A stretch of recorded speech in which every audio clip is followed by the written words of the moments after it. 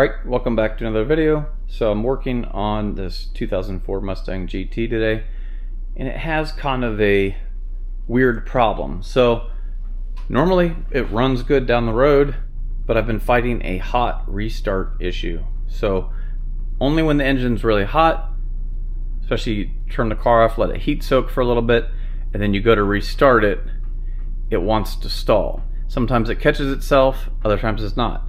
If you give it some gas, let it run for a minute, it smooths out, it clears itself.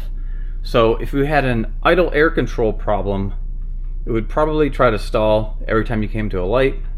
Every time you stopped and you were at idle, you might have an issue with idle air control.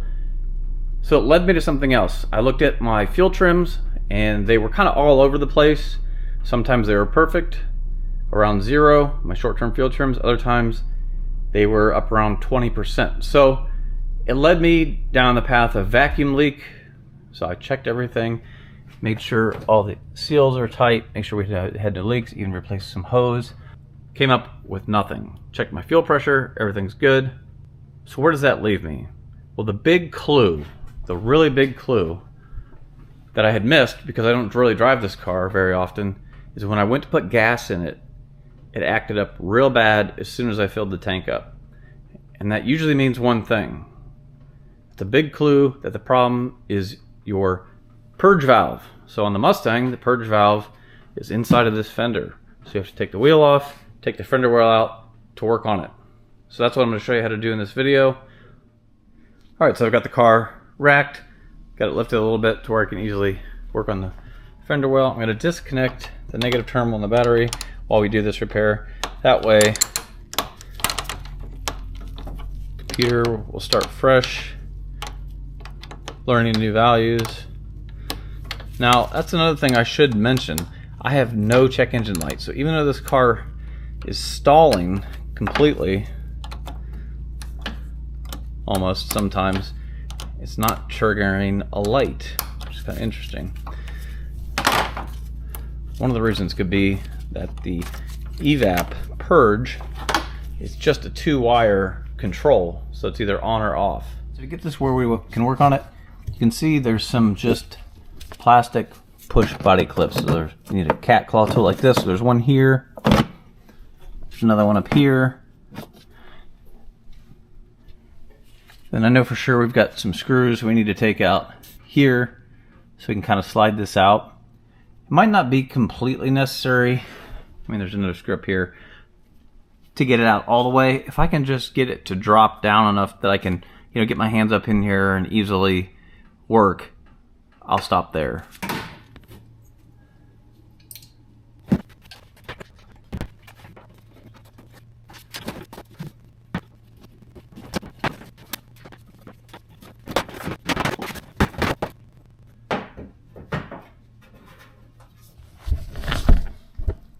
You can see there is our canister purge valve right there.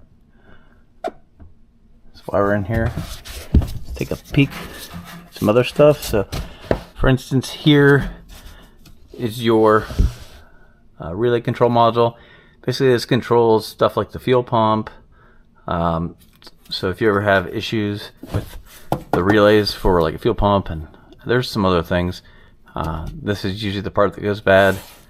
There's my aftermarket air filter. Looks pretty dirty. So now might be a good time to work on that. Get that out of there and clean it. So now I'm going to start trying to disconnect some of these lines. Might be easier if I actually just take this bolt out that's holding the module in and bring it kind of down here where I can see it. There's one wiring connector, and we've got some fuel vapor lines that run to it as well. Alright, so with two 11mm nuts removed, one over there on the bottom, one up here on the top. I've got this line pulled out. I went ahead and removed the electrical connection and the vacuum line connection. So these connections right here, you just have to basically squeeze these tabs. It's going to be really hard to show it. You squeeze these tabs and then pull the tube off hard. Kind of like, those are just like little retainers and they're just pressed on. You can see the plastic, when you squeeze it, it opens up. And then this will be free. And I'll show you how we can kind of test it right here, right now, to confirm that that was the problem. Alright, so this valve, which is original from 2004, should be a normally closed valve. So the inside should be shut. So if I blow on this, no air should come out.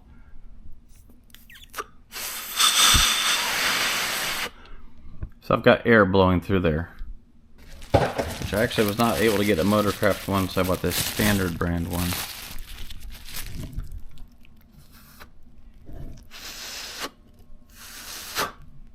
So no air goes through. So that's what we want. We're going to transfer the nuts over to the new one, and we're just going to pop this one back in its place. I've got the new one put in. Just remember the white valve, or the white connectors, towards the front. The green one towards the back. Don't forget to connect your vacuum line and your power connector.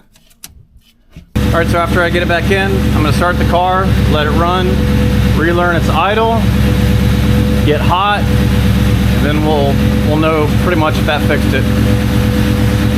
So I've got the car running. You just want to let it come up to temperature. It's here. ECT is 1.9 or 192. Fuel trims look good. Down close to zero, kind of fluctuating around minus and positive, right around zero, which is good. Fuel pressure looks good at 40 psi at idle. Our idle desired is 736, we're at 741, so that's good. Just kind of bouncing around there. So after you let it come up to temperature, you want to turn on the air conditioner on max AC, let that run for 1 minute, and then after a minute, turn that off. We're going to let the car run for another minute.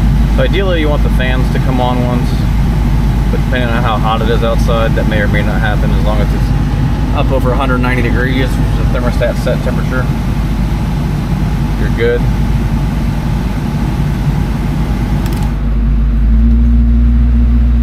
And then what I'm going to do is, after I let it run for a minute, I'm going to turn it off, restart it after about 2 minutes. That should, before you would have seen this really fluctuate and dip and almost stall. If it doesn't do that, I think we got the problem fixed. The final test will be to go put gas in it. I'll go ahead and try to restart it.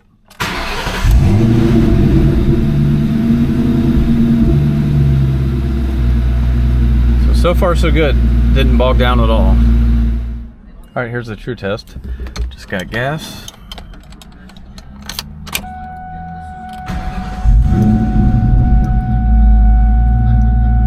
Perfect. Alright, so that's been bugging me for a while. Glad I finally got it fixed. Hopefully the video is helpful to you if you're having the same problem. So especially, remember the key is after you get gas, it's real bad. But other times, just on hot start, it wants to stall and die. That was the fix. The EVAP Canister Purge valve. I have a link in the description below where you can get it for your 9904 Mustang GT. If the video is helpful, leave a comment. Sure, subscribe, like the video. Until next time, we'll see you later.